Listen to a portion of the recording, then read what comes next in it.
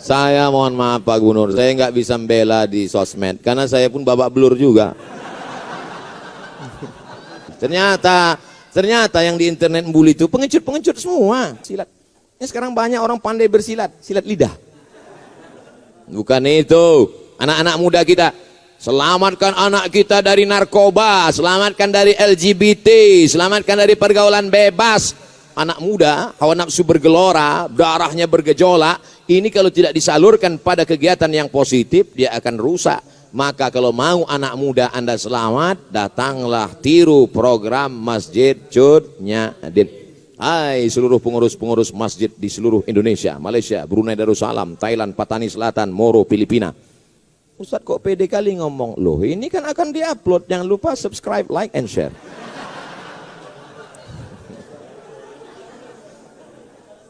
Mereka yang bingung gimana masjidnya.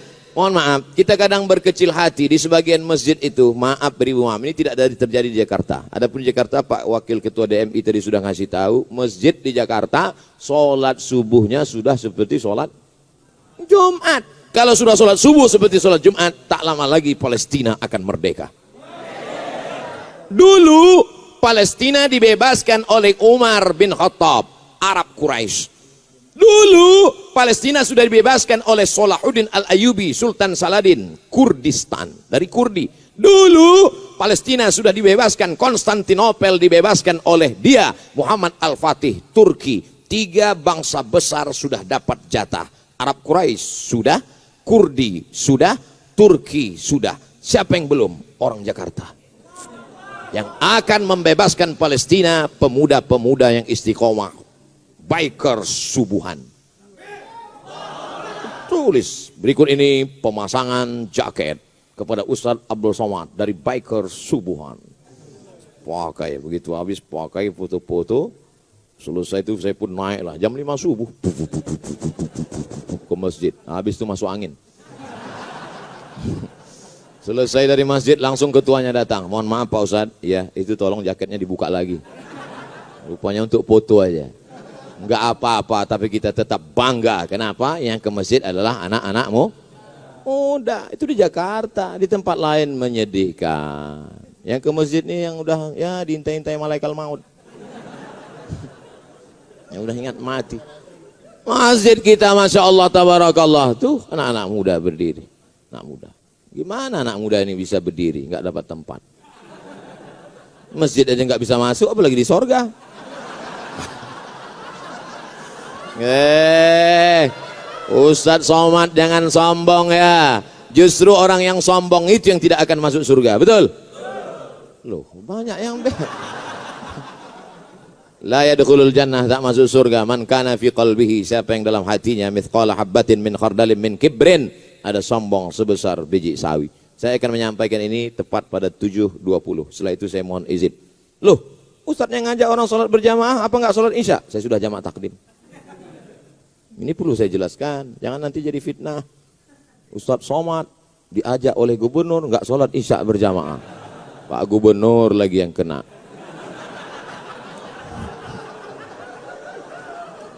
Saya mohon maaf Pak Gubernur, saya nggak bisa membela di sosmed karena saya pun babak belur juga.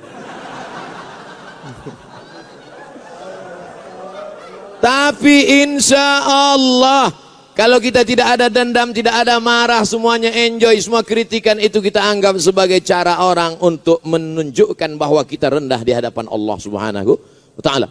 Saya kemana-mana kalau di Jakarta salaman, cium tangan. Orang Jakarta kalau di Sumatera cium sekali. Kalau di Riau, di tempat saya, di Medan cium sekali. Jakarta cium autorifus, tuk tuk tuk tuk tuk.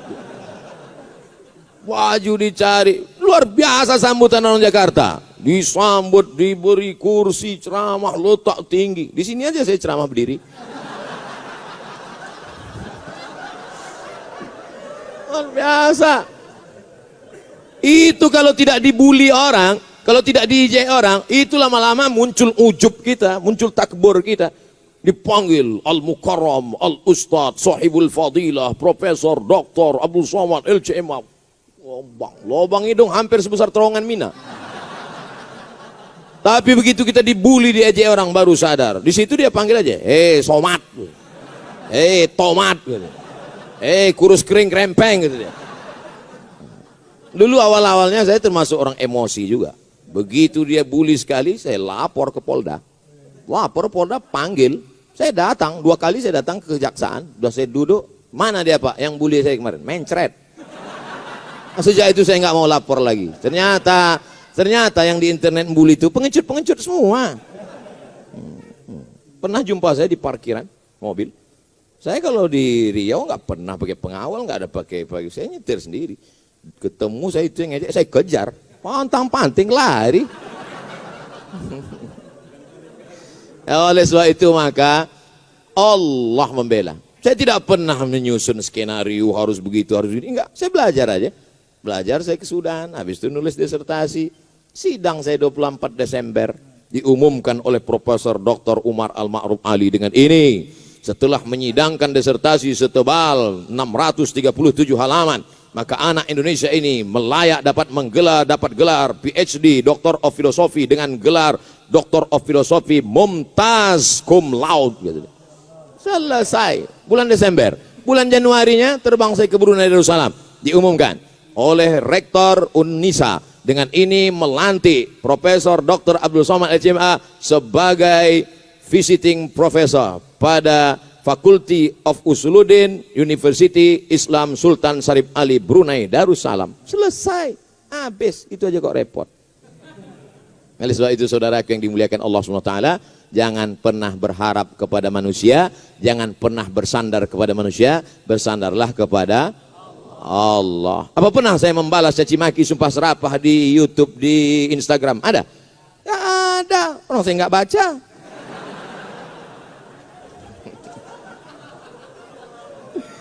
Saudara yang dimuliakan Allah SWT, apa gunanya ucapan kita iyyaka na'budu wa iyyaka nasta'in? Mungkin begitu cara Allah ingin menghapuskan dosa kita.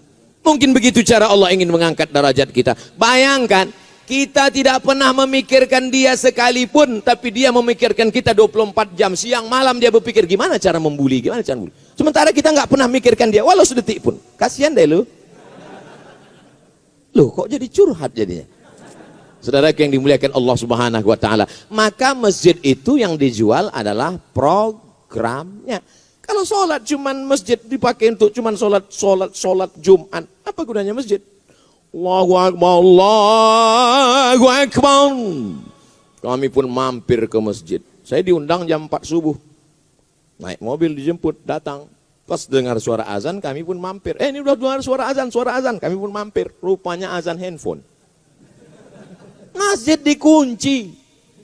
Masjid berikutnya kami mampir lagi, dikunci. Sampai saya terpikir, kenapa nggak mereka tulis aja di pintu itu, Masjid Al-Ikhlas, Jumat saja. Tempat tidak boleh disebutkan, menjaga kode etik jurnalistik. Sampai akhirnya kami lihat ada masjid yang buka, masjid rumah makan. Alhamdulillah kita bisa sholat subuh, sudah lewat 20 menit. Sampai di dalam masjid, lihat supir truk tidur semua. Bau ngences, bau air liur semua. Saya panggil tim ngomong sama resepsionis rumah makan itu. Kasir ngomong. Apa ngomong sama dia Pak Ustadz? Kasih tahu, ganti karpet itu. Jangan biarkan orang tidur di masjid. Bau masjid, kotor. Kenapa enggak Ustadz yang ngomong? Badan dia tegap. Kita cari tim yang tegap. Satu tim ngomong, Pak, itu masjid rumah Allah. Kenapa dibiarkan karpetnya kotor? Kenapa dibiarkan orang-orang tidur di sana? Itu bukan tempat buang najis kotoran. Itu adalah rumah Allah. Baik Pak, iya kami akan ganti. Kebetulan tim kita ini tegap, besar, kumisnya melintang. Kalau kau punya jabatan, kau punya kekuasaan, kau punya otot yang tegap, pakailah untuk menolong rumah Allah Subhanahu wa ta'ala. Ustaz Abdul Somad suaranya aja besar. Banyak orang mengatakan, apa itu Ustaz Somad itu Ustaz keras? Suaranya. Hatinya lembut. Selembut sutra. Kalau tak percaya, belahlah dadaku. Saudara yang dimuliakan Allah Subhanahu wa ta'ala, maka apapun yang kita punya, penyerahan plakat penghargaan kepada yang sudah memberikan hartanya untuk Masjid Cut Nyadin. Kira-kira plakat itu dibawa mati enggak? Tidak. Lalu maksud Ustaz plakat itu untuk Ustaz aja? Enggak. Plakat itu letakkan di rumah, anak cucumu akan melihat. Dia akan bertanya, papa, mama, itu apa? Plakat. Plakat itu apa? Diberikan oleh Masjid Cut Nyak Dien. Papa dulu ada minta enggak? Enggak. Untuk apa? Supaya mendidik mereka. Seringkali kita berkata bersedekahlah, bersedekahlah, bersedekahlah. Papa udah sedekah? Belum. Tapi ini langsung bersedekah dengan pemberian. Bapak mungkin tidak penceramah, Bapak mungkin tidak populer, Bapak mungkin tidak punya follower seperti yang dikatakan pembawa acara tadi 1 juta. Itu yang ada perlu saya luruskan itu. Dulu, setahun yang lalu 9 juta follower. Hilang. Sekarang yang baru ini 2,6. Yang baru ini 2,6. Ini nampaknya habis ketemu Pak Anies hilang juga ini.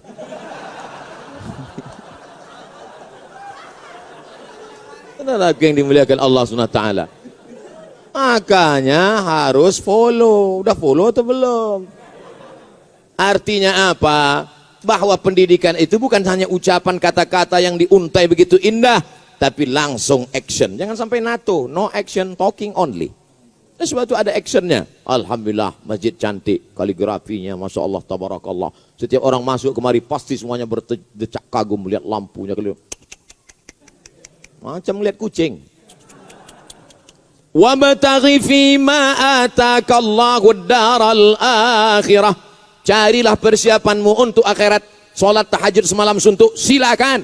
Mau berinfak, berzakat, bersedekah, habis harta, silakan. Wala tansa nasibaka minad dunya. Jangan lupa hidupmu di dunia. Saya tidak mau setelah peresmian masjid ini semuanya di masjid. Bapak enggak cari nafkah akhirat. Istrinya ngutang di warung. Wabtaghi fima atakallahu ad-daral akhirah. Cari persiapan untuk negeri akhirat. Silakan tahajud sepanjang malam. Wala tansa nasibaka minat dunia. Ini untuk membantu bapak-bapak. Mana tahu nanti anaknya nanya, Papa, ini apa bacaannya? Kemarin udah dibacakan Ustaz Somad. Ntar kita cari videonya ya.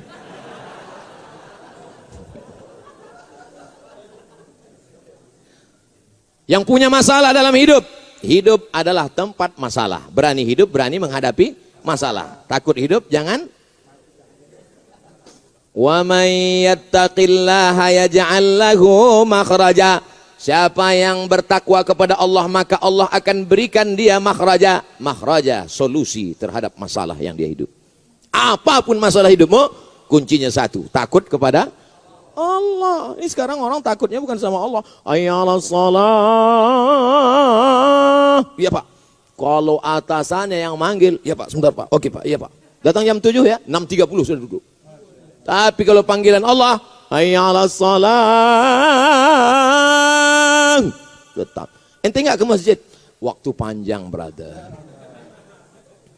Padahal panggilan inilah yang akan menyelamatkan engkau dari azab kubur. Betul?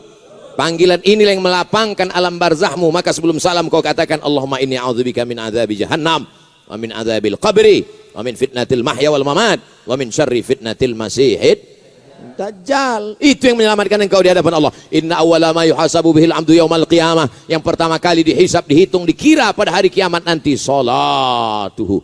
Malaikat tidak akan tanya, dulu kau sempat jadi kepala dinas, kepala badan, kepala kantor. Malaikat tidak akan tanya, kau dulu PNS apa non PNS, apa honorer yang nggak diangkat-angkat. Yang akan ditanya adalah salat. Al-akhillah, semua orang yang berteman, berkawan, bersahabat di dunia, ba'dhum li ba'dhin adu. Mereka akan menjadi musuh di akhirat. Gara-gara kamu nggak salat, gara-gara kamu aku nggak salat. Kenapa? Gara-gara kamu aku pakai narkoba. Kamu salah juga. Kenapa mau aku ajak? Gratis sih.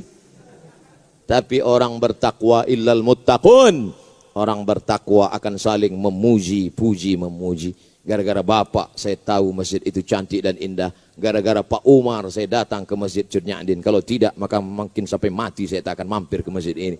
Jazakumullahu khairal jaza. Nanti Bapak Ibu kalau sudah melihat nanti di surga, masuk ke dalam surga, sudah ketemu dengan Pak Gubernur Anies Baswedan PhD, sudah ketemu dengan Bapak Komjen Pol, sudah ketemu dengan Bapak Zen Bajeber. Loh, Ustaz Somad di mana? Jangan heran, saya bukan terlambat, tapi saya sudah duduk di VVIP.